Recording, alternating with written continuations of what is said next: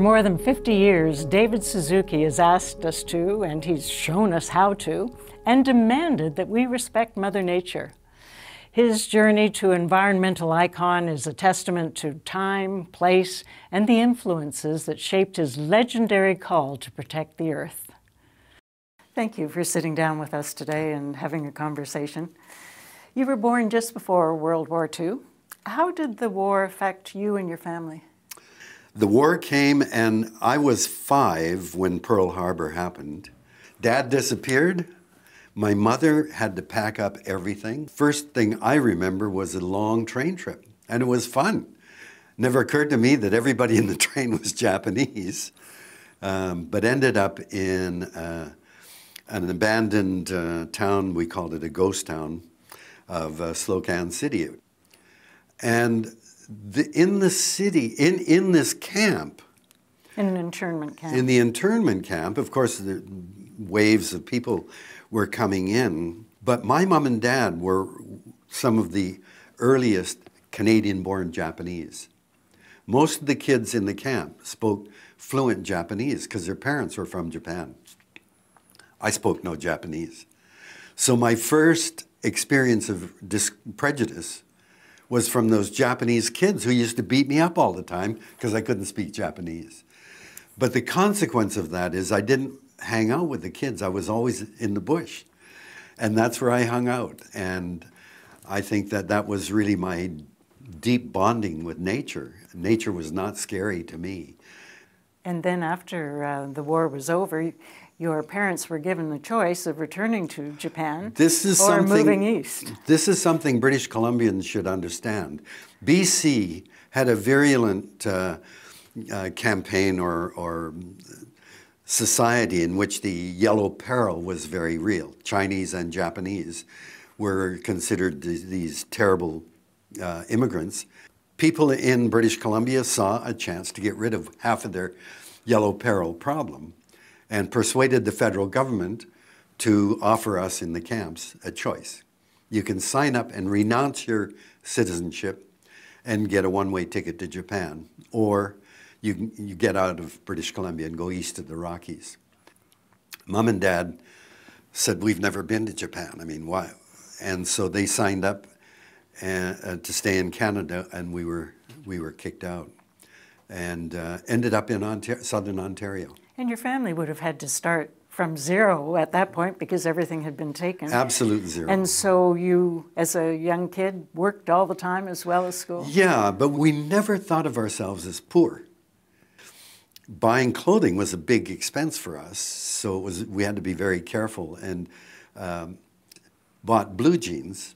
And I've worn blue jeans all my life because, as you know, denim wears like iron. So today, when I see kids paying hundreds of dollars for brand new blue jeans that are already ripped, you're going, what the hell is going on? This is part of the problem. You know, the clothing industry, durability is no longer a selling point for your product because they're trying to pump product through. And so you have fashions that change every month now, practically. So you just throw out that. This is the heart of what a lot of our problem has become. From your parents, your father, I know, talked to you a lot about hard work and how important it was. Those values showed up as you, as a young person, were picking onions, celery, whatever it was, right? Yeah. He said, in order to succeed in Canada, you have to work 10 times harder than a white person. So fortunately, that wasn't hard. But then he said, you know, the trouble with Japanese Canadians is they're so shy. When someone asks them a question, they're kind of, you know, they're very shy. They often cover their mouth when they talk. And he said, you've got to be able to get up and you've got to be able to give your points and speak out, you know. And so he made me enter oratorical contests. I don't know if they even have them anymore, public speaking contests. And I won a lot of them. But he made me an orator, and I've always been grateful to him for that. Were you shy? I've always been shy, and you know, people go, Suzuki, you're so full of crap, you know. But up until well into my adulthood. When I walked into a room with white people, I always felt the first impression is they're looking at me as Japanese. And I was bitterly embarrassed by my eyes. It was the damage of the incarceration was just a sense that I learned from Canadian propaganda during the war, that guy, you know, the pilot diving in and saying, "Die Yankee," or whatever, was me, because I looked in the mirror, and that was me. And it took a long time to get over that. So you shocked me in your book, one of your books, many books, by saying that even if we managed to get climate change under control, and that's a huge if, but if we did, you're not sure the planet would survive anyway because of what we've done with biodiversity and species extinction. The planet's going to survive. The planet's not in trouble at all. We? Yeah. Oh, yeah. I think in fact, there are many scientists now. I have a friend from Australia who went to a big climate meeting at Oxford University in England a couple of years ago. And he said the climatologists all came out of the meeting and said, there are still people who are scientists who deny that humans are causing climate change. And they're able to do that by cherry picking their data. If you select your data from a few reports, you can create a story that says, no, this is just natural. It's got nothing to do with people. How did you go from being an intellectual leader, a television star, to being probably Canada's strongest voice activist for the environment? I was starting my career as a professor at the University of Alberta in 1962. And I was hotshot, trained in genetics from the United States. I was going to really be a big name in genetics. And Rachel Carson published a book called Silent Spring. And it was all about the unexpected effects of pesticides. And I read this book and I went, oh my God, like Paul Mueller, who found that DDT kills insects, won a Nobel Prize in 1948. We thought DDT was fantastic. I remember my mother, when we first moved to Ontario, we lived in the country, she would set the table with our food and then take a canister of DDT and spray it over the table, and it would settle on our food because we believed what the scientists said. It was safe for humans. It killed insects. Anyway, but Rachel Carson's book, as I read that as a scientist, said to me, science is very powerful. You can build things like DDT. But what you see in the lab has nothing to do with the real world. You spray on a farmer's field, and guess what? It rains, it snows, it runs into rivers and lakes, and you end up affecting fish and birds and women through a process called biomagnification. We didn't know about biomagnification until eagles in the United States began to disappear. Scientists tracked it down and discovered you spray DDT in parts per million. That DDT is absorbed by tiny organisms that aren't killed by it. They're eaten by bigger organisms. And as you go up the food chain, you concentrate it at every level. So by the time you get to the fatty tissue absorbs a lot of these molecules like PCBs and DDT. And you get to the fatty tissue in the shell glands of birds. So when they make their eggs, the shells are thinner. And so they're cracking. And so the birds are disappearing because they weren't having offspring. In women, you get DDT concentrated hundreds of thousands of times in the breasts of women. I always think that breasts and the plague of breast cancer, that is a canary in the coal mine.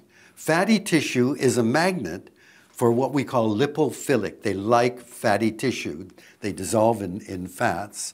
And the breast is an attractant for a lot of the chemicals in our environment. And so that, for me, was a huge understanding that the arrogance of thinking by studying genes here, I'm going to be able to predict and know everything about that gene, when you look in the whole organism or population. That is arrogant to think that looking that way will explain the whole.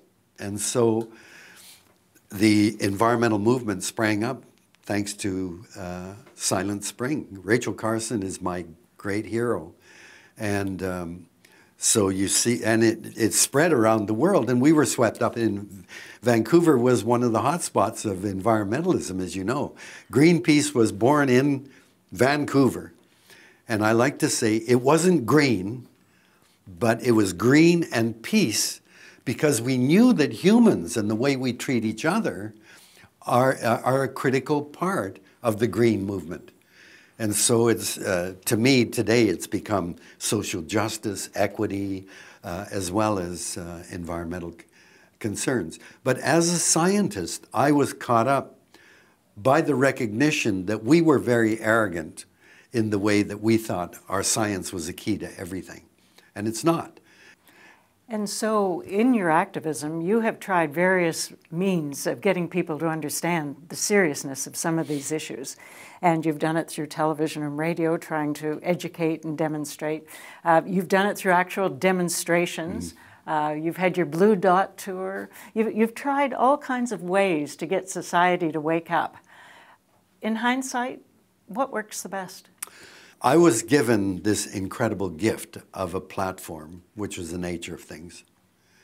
And so I was able to be out there, and, you know, I'm just one person in what is a large movement, but I had a platform which gave me a visibility a lot of the others didn't. And I knew that it was a cesspool out there of information, but I thought my programs would glisten like jewels in a cesspool, and people would pluck it out and savor it and learn from it. And that was a way of educating people. What I find now is when you jump into a cesspool, you look like a turd like everybody else. I thought that I was providing through television information that was credible and useful for people to make up their minds about, you know, should I go for hormone replacement therapy if I'm a middle-aged woman? Should I worry about the lipstick I'm putting on my mouth because there are carcinogens? And like, I thought if we give good information, people will make decisions about their lives. I don't know what is the most effective thing. So think about demonstrations, for instance. It's been almost 30 years since War in the Woods. Yep. And it seemed to be effective at the time. It seemed to be a victory. Yep. Let's look at Fairy Creek. Yeah. So does it ever change society, or is it just bits of victory? That's the critical question.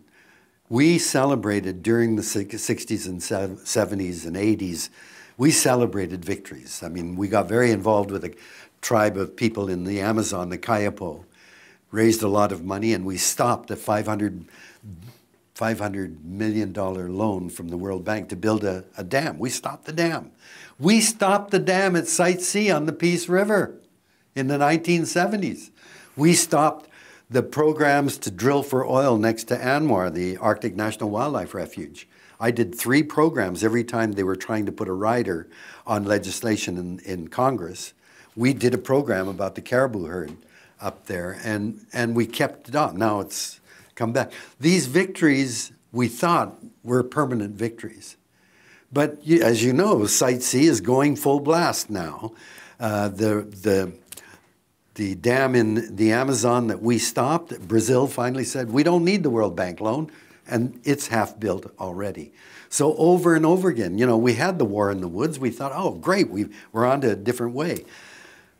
I think the critical problem is the underlying way that we see our place in the world. Everywhere it was, what can we take from the land? And the recent big study done by Partha Dasgupta in the United Kingdom showed that the system is inevitably destructive, economic, because nature isn't in it. Nature is only there as a resource or as a sewer to dump our wastes, But nature has no place in the economic construct because the economy is based on human creativeness and human productivity. When you clear-cut a forest and say, oh my God, that's terrible, what economists say is, well, that's an externality. That's collateral damage to keeping our economy going. And we base this economic system on the creed of cancer. We've created this system that believes the economy can, which it cannot, and must grow forever. That's nuts. Nothing can grow forever in a finite world.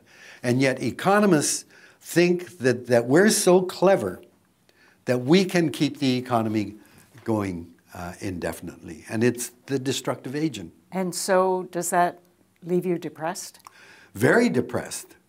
Very depressed because the one system we've devised that is supposed to be able to deal with those big crises is our political system. And we're told, well, we've got democracy. It's not perfect, but it's the best system ever devised. The people, all the people have the right now to determine government direction and policy by voting. And the sum total of that, it sounds great. But those most affected by the decisions that are made or not made are children, are future generations, are the ocean or trees or the air. Those things are going to be profoundly affected, but they don't vote. And so the whole political system, again, is tilted. So the problem, I believe, is that we think that we are the center of everything, and the systems we've designed to govern ourselves and to power ourselves and to grow our economy, they're all basically destructive.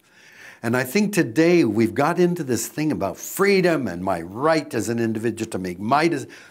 There's no sense that that freedom or those rights come with responsibility. You know, it's all about me, me, me, and my right to do this. And you see it in spades over the COVID crisis. People who are anti-vaxxers, anti-maskers, they don't feel any sense that, wait a minute now, when I breathe out, the air in my nose is going straight up your nose, and the air from you is going. Maybe we've got a responsibility then for each other in the way that we behave. No sense of that among the anti-vaxxers or the anti-mask people. And that, I think, is one of the major problems, is there is no feeling of that our very existence brings with it responsibilities. David, you're now considered an elder. Considered, I am. Looking back on your life, there have been very interesting stages. One was when you had all of the fame as a TV star, radio star. Did you ever get seduced by that? No. Fame was never a part of what I'm very bad. You saw me just outside there turning a guy down who wanted a selfie. I've found it very, very difficult because I've always regarded myself as a messenger. My family's always giving me hell. They're saying, look, you've chosen to be a public figure. You have an obligation to treat that public with greater respect and courtesy. I find it very difficult because, you know, I feel that I've done my job of presenting. But people crash in on you, and you know, they interfere with my private life, and I find it hard to bear that responsibility that comes with fame. Which brings up another expression you use. You say you're in the death zone. Yeah. Is that well? It is chilling? It is. It's what we face. I think for humanity, the terrible dilemma has been that self-consciousness, self-awareness has brought with it the understanding that we're going to die. It's just a reality. I think the important thing is to come to grips with that. And certainly, you know, if I was as vigorous today as I was when I was 40, the prospect of death would be a hell of a lot worse than it is now, as I feel my body gradually giving out in different ways. But death, the only part of death that is truly horrifying is the thought of being dead forever. Just as horrifying is the thought of being alive forever. Forever is a hell of a long time. Who the hell would want to live forever?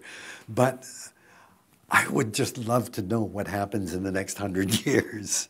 But that's the only, the toughest part of the reality. We're all going to die, and we have to confront that.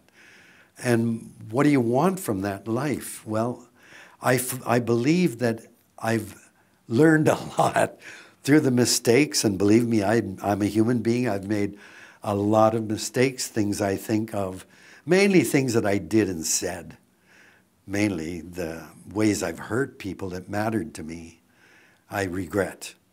But I've learned a lot through that life, and I feel that I have a responsibility now to pass on as much of what I've learned as possible.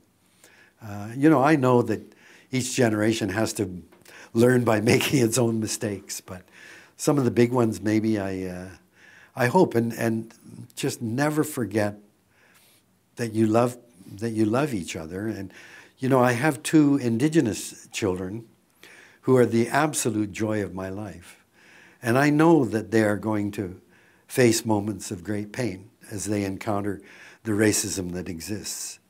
But I said, always know that you've been raised in absolute love. Your grandparents on your father's side, your grandparents spent time in residential school, and they bear tremendous scars from that. But know how loved you are. And when things happen that are painful, always know we're there to tell you you're a good, worthwhile human being. And that's about all that we can offer. I always say that I hope on my deathbed that I'm not in agonizing pain. I hope that my faculties are still there. And I hope that my grandchildren will be gathered around me and I can look at them and say, I'm only one human being, but honestly, I did the best I could for you. And if they know that, that's all that matters. Thank you. David Suzuki, a BC legend that shines a light on environmental issues globally.